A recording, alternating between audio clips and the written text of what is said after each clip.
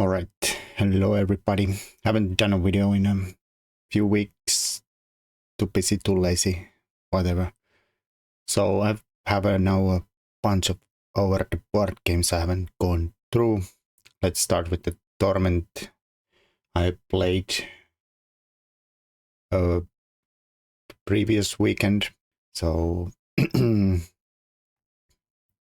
was I was playing in the Jyväskylä winter. I've done now like maybe this is third or fourth year in a row, something like that. But this is a 5-rounder.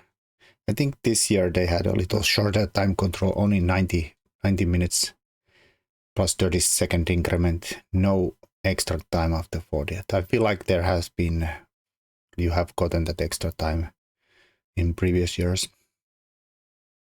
It makes it a little lighter. Anyways, this is the first round. I was facing Belander 1916. The pairings got quite wasn't too much time before the pairings came up. I did look at a little bit. I had time to Google my opponent's chess games, and I saw that against the d4, I found 2 games where she had played b5, which tells me that, well, she likes crazy openings, maybe a wild chess, so game plan instantly was, let's make it boring. Maybe there was some d5 somewhere, maybe one game. Anyways, my game plan was instantly to go and make it boring. And since the pairings came kind of late, I wasn't really afraid of getting prepared against, so I decided to throw in the Torre. So make it boring, not spicy with c4 here. And of course you find 100 billion trillion games from me in the Torre if you Google my online accounts. So if I'm not gonna go for it if I even smell that my opponent might have time to prepare. Alright, so here the annoying part is that she plays them, well, for the game plan, perfect. Boring, symmetrical. But for Torre players, this is, I mean, I've played this, it's a playable line, but this can be a little annoying. So I played them kind of a humble move c3, just with the hopes that let's play e6 and I'll continue. Well, also the other indication is of course that if c5, well, maybe now I'll take it and we have played c3, so we are ready to actually hold on to that pawn. So it's a few ideas there, but for a Torre player, they want their bishop g5 to come with a pin. Much better than this. If you go here, bang, this can be, well, you can go either way. But it's like a little bit like an accelerated London for black since they get this move for free. But on the other hand, the knight can be challenged there on e4. It's double-edged, and I think these are playable lines for sure. No worries. Well, my opponent played g6.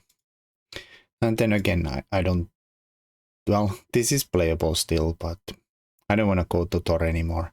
I felt like d5, g6 is not the best way to meet the London. My idea in going into this game was definitely not to play the London, but I felt like, okay, this and this, why not play the London? It's a bit harder to get this break in because the bishop is gonna go here and it's not gonna go like e6 lines where it comes here and challenges the bishop instantly. It is playable line too. It's not horrible at all, but London it is. Don't sue me. Opponent goes there, and then I play h3. I could play the London e3, but then you have to be ready to meet the knight here, and well, you can go wreck the black structure a little bit, but eventually you will lose the bishop, and then I don't know. I knew this was a possibility, but I just didn't want to go to that today. Instead, game plan h3. We just stop anything going here, make a room for the bishop, and it's not very ambitious, but it's also like let's keep things on the board kind of a situation. Nobody's threading my bishop, not yet at least. Alright, so black castles, normal. Then I play my London e3. We have set up the pyramid and knight f3, bishop f4. How can you be more happy? Of course, it's not like the London attack is really gonna work out against the Fianchetto though. So I feel like I have to come up with a different plan. Also, it's probably not so easy to get any kind of h4, h5s. Well, I feel like we have already played the knight there, so it's not so easy, and they of course can come sometimes here. If I try to like go for some kind of a instant attack against the Fianchetto. Alright, now I have to admit that I was kind of like blinder zone here. I missed some obvious thing in this moment. Opponent comes knight bd7. My explanation why I missed things is that this goes here. So, and the knight comes here. I'm like focused on e5. So I assume black is playing for e5 break. Even though c5 break is also here. And it's like a break I have done against the London billion times myself. But somehow like I was all focused that, oh, he's gonna play there. And the pawn is gonna push, and e5 is the break they're gonna go for. And I forgot that c5 is a thing at all. The good part is that I can't probably do anything about c5 anyway, so I mean I don't think b4 is gonna be the move here to go for. Usually you just get instantly challenged by a5. You go do something stupid like that. Anyways, well, my move here is bishop e2. Why here? Like the pin does not look like a thing after you play h3 is that, well, I wanted the bishop to be in not here, just because I knew that this is coming, even though it was not coming. But well, e5 is always one break that black is happy to get in the London. And well, I felt that the bishop would be exposed here, possibly. And also there is the pawn wall here, so feels it's inefficient there, so out of the way and maybe preemptively like out of any future attacks, even though e5 is far away from here. This is defended 3 times and attacked or defended this way only once yet. But you could see that rook e8 and knight here, and then the bishop is here. It could happen. Well, c5, shock. Oh, you can break there too? Seems like cheating. Well, obviously I don't want to take and give my opponent central pawns. So I just castled. They got c5 in, hooray. And they go for rook e8. Another thing coming up. Not yet, of course. Only defended twice, but still kept 3 times. So I just keep on developing. I played this like I knew that the time control is 90 plus 30. I'm not getting extra time. And lately I have been a ridiculously bad time trouble addict. So I played really fast in the opening. I mean, it's the London setup. I can bang out about these moves without thinking. I did think about things though, but they don't really require a lot of thought here. Alright, so opponent goes for b6. This bishop is gonna go here or here. Not yet, but like a4, and we'll trade the light squared bishops. And, well, I'm gonna run out of my normal moves. I could stick the knight here. I'd do it later on. But here the problem is that it might just help black. I'm not sure this is such a great thing, but trading the bishops, and then I have to play f4 if I wanted to stop this, but I mean, maybe there's some kind of a chance to attack here, but there's a lot of trades already. We did weaken the black king side a little bit by that dark squared bishop trade, so maybe, but something like knight f6, and this is not much of a threat. Oh, at the moment it's just hanging a pawn, hooray. I'd probably have to now move the bishop here and admit that it was not good here anyways. Keep things away from here, and I don't know. Maybe we could drum up some kind of an attack here, but probably black has a lot of defensive resources. Well, I threw in the move I always tend to do in it around London, a4 at some point. Just like hinting that maybe I'll go here and we just gain some space on this side, and well, most of the time it's not gonna be a vulnerability, but sometimes it is. Like it can sometimes get isolated. Not here, I don't think, but and not that a5 is a huge threat anyways. Alright, so black said no, you're not gonna play a5 anyways, but also sets up the light squared bishop trade here. Well, again, I could go knight d5. Oh, I did go knight d5 now. And, well, I don't know. Black could go maybe here, but oh yeah, this does come with a big threat that we are trying to trap the queen, but it's very hard to find a move for black that would allow it, like e6 maybe actually traps the queen. But it's very unlikely that they'll play e6 here. Bishop here or here is gonna happen, or trade. I don't know which is the right way to go for black here though. Like they could try to go for the e5 here, make it all explode. Again, I don't know. Maybe I'll take, and do we stop this with f4 again? This is like a controversial move.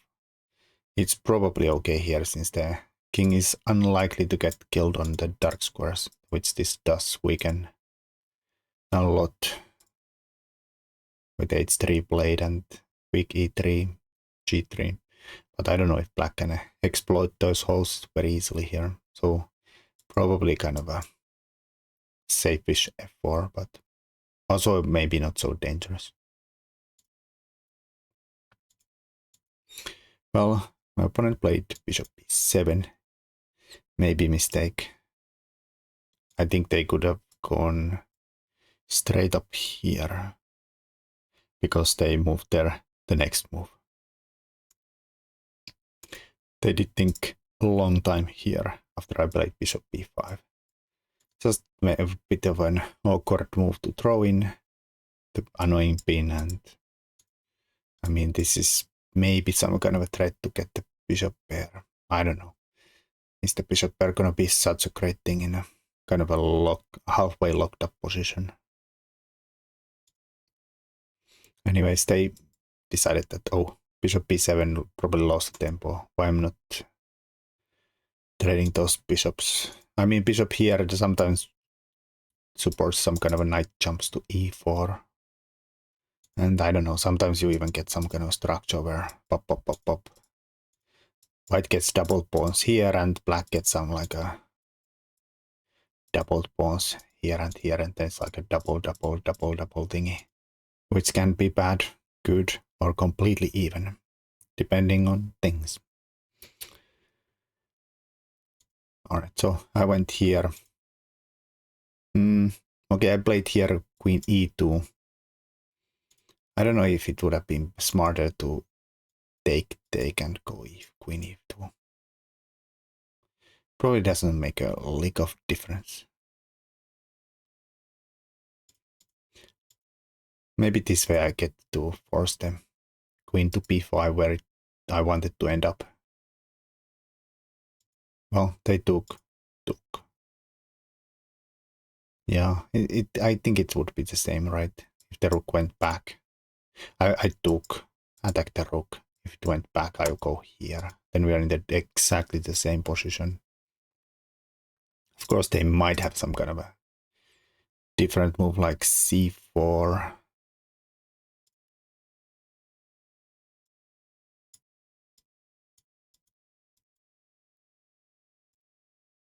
But then I can maybe try to exploit the pin. Yeah. Probably doesn't make a difference, to be honest. Alright, so I end up with the queen here. Well, I was looking at this, but decided that nobody's gonna hit my queen. It's trapped for now, kind of, but I decided nobody's gonna hit it, so like takes ages for the knights to line up on it. I can't really go there, and this guy takes ages to get there anyways, and also can't go here anyways. And the rooks are not coming anywhere, so the bishop misaligned. My plan was to go here and here, and hopefully get rid of my backward pawn and give them a weakness here on b6. So they took. I took with the bishop, knight d7. Everything is getting traded off. Here I took here because I want speed. It's a tempo, forces black to take here, but maybe giving the bishops on just to cover the dark squares here with the intention of still playing on the queen side would be the smartest way to go about it, but I don't know. I like the speed. Computer, I think, said that this would have been slightly better and this is completely almost even now, which it is in truth, of course. Well, my idea was I want speed to play b4 before black has time to defend the d5, because I didn't want things like take for going forward here to happen. Here it's impossible because the d5 drops. So I wanted to do this before he plays e6 or knight f6 or something and defends there. Because if he has time to set things up, then I'm not sure like where's the breaks or I'm gonna get any play. So b4. Well, they took. Now they can't go forward. I did expect them to take here though. I'll probably capture here, not here. And then, well, we have a potential passed pawn. I thought it's something, not much, it's something. And I don't know, maybe the rooks could come up with the c file. Maybe. I would play for a win here as white. Computer says tiny advantage, 0.3 for white. Instead, they played e6, which has the downside, of course, that a free pawn. And I'll take it. But I assume they missed something here. They went rook b8. Computer points out this is better because it attacks their pawn at the same time, even though it looks stupid because I can check. And I don't know what's the right move here, like bishop queen block. I'll chop because the pawn is going chop. I get to attack the rook with tempo here. So probably white this looks ridiculous. But this apparently is like just this would have been better for black. not completely equality because white maybe keeps his pawns, but the knight is coming maybe here, and this is not going forward yet, and the rook could go here or here. And, well, it's very close to equality here. Instead, they chose this one. Probably what they missed when they went for this is that they cannot capture here. Like the rook kicks my queen away, and I can't keep it on the pawn, but I'm still on the pawn with the fork, so probably what they missed here. So black cannot of course take, bang, win a piece. So they went queen a5, they want to capture it then anyways, and I just defended it. Still can't take it because the same fork. Alright, but somewhere around here I felt like, okay, things are going well. I'm up a pawn, 2 passed pawns, hooray. Of course they are split and isolated both, so they are not the strongest things in the world. Well, black here played f6, which is probably a mistake. They do weaken the 7th rank. Does give a nice square for the knight here. And some ideas to jumping around here or blocking the pawn. Well, now it also blocks the check, so now my pawn is hanging. So I pushed it. Black jumps there. Not attacking anything. Here, in hindsight, I went for the queen trade. Probably a mistake. I mean, technically it's not, like, because I think it's also winning, but maybe just keeping the queens on would be better, but I don't like this one. Like, I probably, now this is hanging and things are starting to escalate here. I did see, like, I was calculating lines like this to get a tempo on the queen and maybe go here, but then I saw that he gets, I don't know where this guy goes, let's say here, or and then that is hanging. Black has to do something about it. Yeah, this would probably be good, but yeah. But then maybe this guy comes eventually here, and who knows what is what. And then maybe he's threatening to e5 and my knight is no longer here. I don't know. This looked murky, but probably was better than the queen trade, which is fine enough anyways. Well, my opponent says chop chop. Attacks the pawn. Alright, so here black should be doing, white should be doing fine. Pawn is of course hanging, and the downside of course is that, well, things.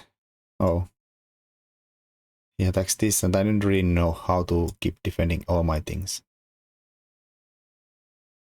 Not so obvious, like he can attack this and this from this and that side, and who knows. Computer said, I think something like this is still winning, but just hang this pawn and go for knight c5 or knight d4.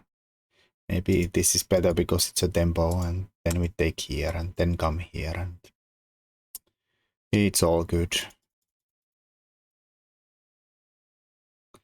Anyways, I went this way. They went here. I did play f4, knight f7, and then I pushed my pawn. Should have played the knight move here or something. And they took the pawn.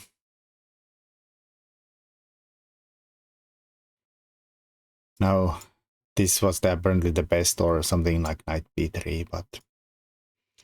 Well, no, sorry, I did play the best move here. I didn't make a mistake yet. But now they go for counterplay here. Bang, bang, bang. Now the right ways to win is something like knight goes there, and then tries to like do this or check and some kind of a rook lifts here and there.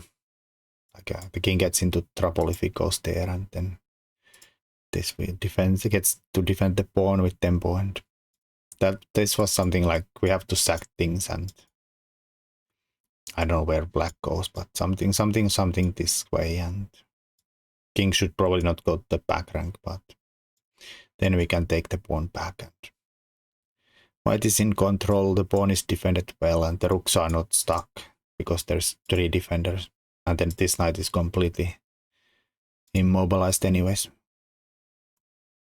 Instead, I defended my pawn, trying to keep control of things here and there. Well, my opponent says, no, you're not gonna control anything. Let's break this side completely down. Well, I took here. Apparently, here the right way to go about it was h4, knight f7, and knight b3 again, which I kept missing. I did look at this, but I don't know why I saw them that way. I disliked. Okay, I lose all the pawns, hooray, hooray. But black's probably gonna be busted in the end though. But maybe we are gonna go here anyways. And the extra pawns that look scary are not that scary. If you're up 2 rooks for a knight and 3 pawns, well, it's a bit murky, but should be winning. Anyways, I went rook d6, threatening to go here.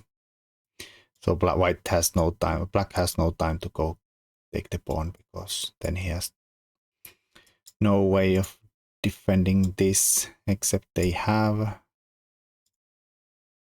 Oh, sorry, knight c5, this is, yeah, should take here. Why did I go to the wrong side? Rook here, rook there, goes back here.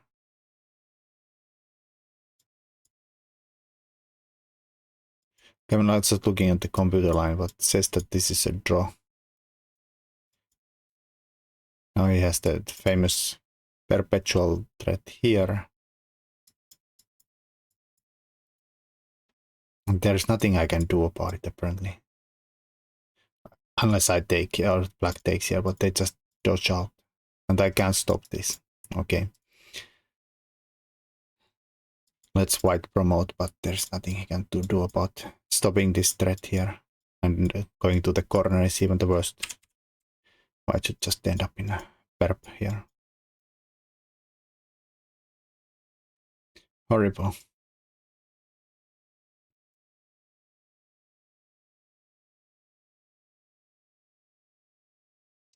Anyways, I went this way. I want this pawn, I want to go here.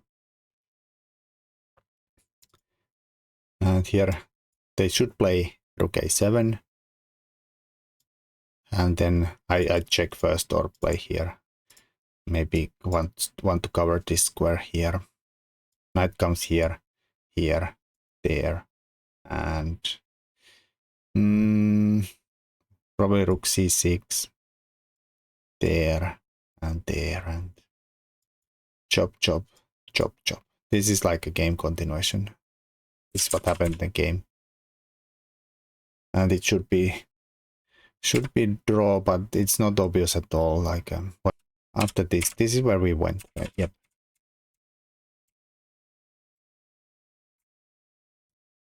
So here I thought, yeah, I'm gonna lose the c pawn. I get the f pawn, and well, extra pawn, maybe I can do something about it. Here my opponent played rook d7, which apparently was the losing mistake, trading the pair of rooks. Instead they should have played king e7. I don't know, I should probably come cover the second rank and the king a little bit here, and I don't know, here, and rook knight d6 and rook b2. And apparently now the rook trade is fine, that you activated your pieces enough. It's not at all obvious for humans. what's the difference here? Anyways, I took and stick the knight here. I keep saying my favorite motive, knight split between pawns, where it's kind of strong square for it. Here, of course, he can maybe at some point go actually attack it, but at least not directly. Alright, king e7. I keep the rook active here. Rook b7. And then we... Oof, sorry. King, activate the king. And this is completely winning. I was not sure at all this is winning during the game. But I thought like I can try forever. King f8 maybe goes into the wrong place, but the knight is probably threatening to do stuff here. Go for the pawn, for instance.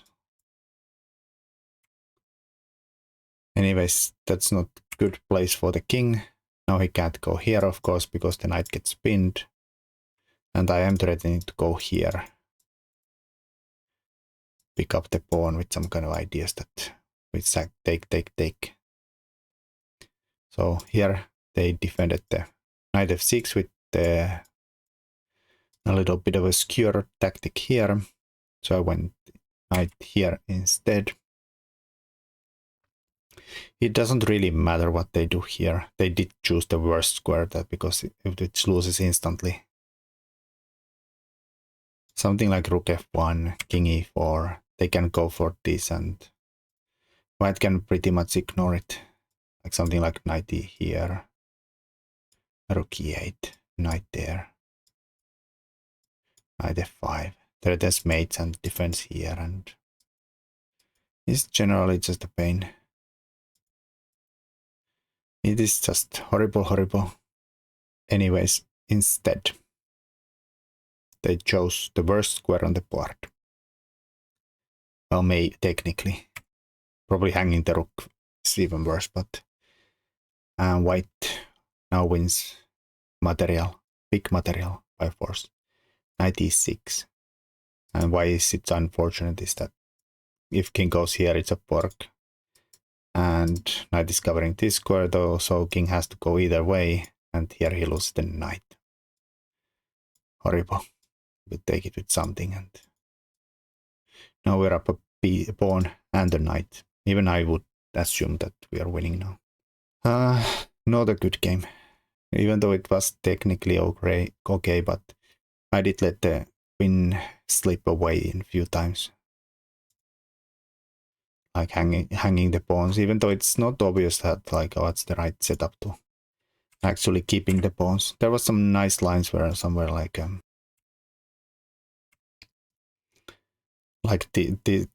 somewhere around here. I think I'm supposed to play c6, c7 here. I have now found a lot of respect for the blank pawns after this game and the game I'm gonna show you in a while. The League game I played yesterday, but I'm gonna show it to you in a while. But something like this.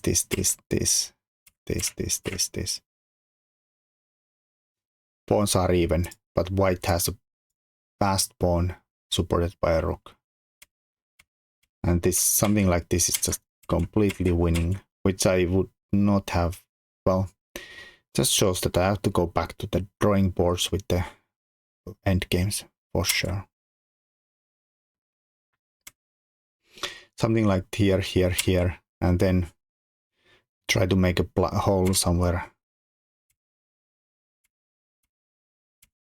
If black ever goes for the a pawn, we just make a hole here, and he can't never ever capture the pawn because these always completely lose. And if black just waits around, let's say something like this, we play e4, try to get something in let's say takes. Black keeps waiting. G5, we make that hole. Bang, bang. Now the problem is that waiting is not gonna be so good.